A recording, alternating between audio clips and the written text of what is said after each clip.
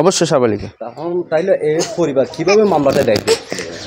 মামলাটা আসলে অনেক সময় দেখা যায় আমরা স্কুল সার্টিফিকেট কিংবা মানে শিক্ষা ডিপার্টমেন্টে যারা আমরা স্কুলে পড়ি, মাদ্রাসায় পড়ি, যারাই পড়ি, অভিভাবকরা সবসময় 2-3 বছর একটু কমাই দেয়। ওই সার্টিফিকেট নিয়েই ওনারা মাইনর দেখিয়ে, কম বয়স দেখিয়ে মামলাটা করাইছিল। কোনো কারণে আদালত আমাকে সাজা দিয়েছেন।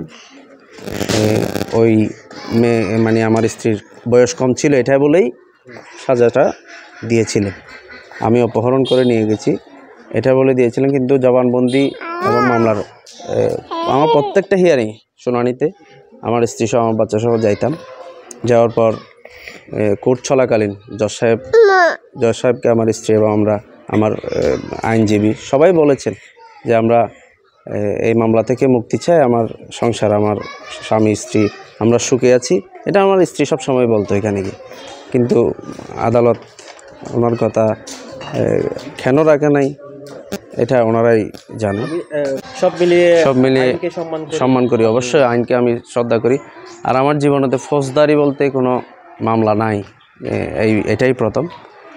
ওনারা অপহরণ এবং যেই সংশ্লিষ্ট দ্বারাই আমাকে যাবজ্জীবন দিয়েছিল, এই মামলাটা আসলে একটা সাজানো। কেন রায় হয়েছে কেন হয় নাই এটা তো উচ্চ আদালত বুঝবে।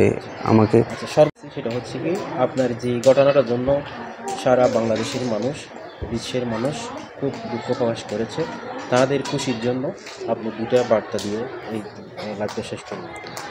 অবশ্যই আবার সকল ভাই বন্ধু, আত্মীয় স্বজন এবং যারা শুভাকাঙ্ক্ষী ছিল তাদের প্রতি সালাম, সবার প্রতি আমার দোয়া এবং সবার প্রতি আমার দোয়া কামনাও রইল।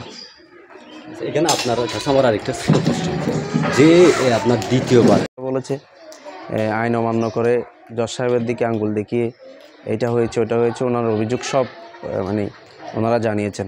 আদালত এটারও কোনো ব্যবস্থা নেই আমরা দেখেছি, এবং যারা আদালত চত্বরে ছিল, এজলাসে ছিল, তারাও দেখেছে। এটা সত্য ঘটনা। প্রিয় দর্শক, যাকে দেখছেন উনি হচ্ছে সাইমন, যিনি সারা বাংলাদেশে বাইরে হয়েছিল প্রেম করার কারণে যাবজ্জীবন কারাদণ্ডের একটা রায় ছিল। সেই রায় থেকে হাইকোর্ট জামিন দিয়ে 6 আগস্ট জামিন দিয়েছে। আজকে কারামুক্তি হয়ে বাবার কাছে যে 2 সন্তান আদরে মুগ্ধ হয়েছে, দেখেন তারা কত খুশিতে। তো আপনারাই হয়তোবা আপনাদের দৃষ্টিতে একটু বলবেন, বাবা ছাড়া কি ছেলেরা কি ভালো থাকতে পারে?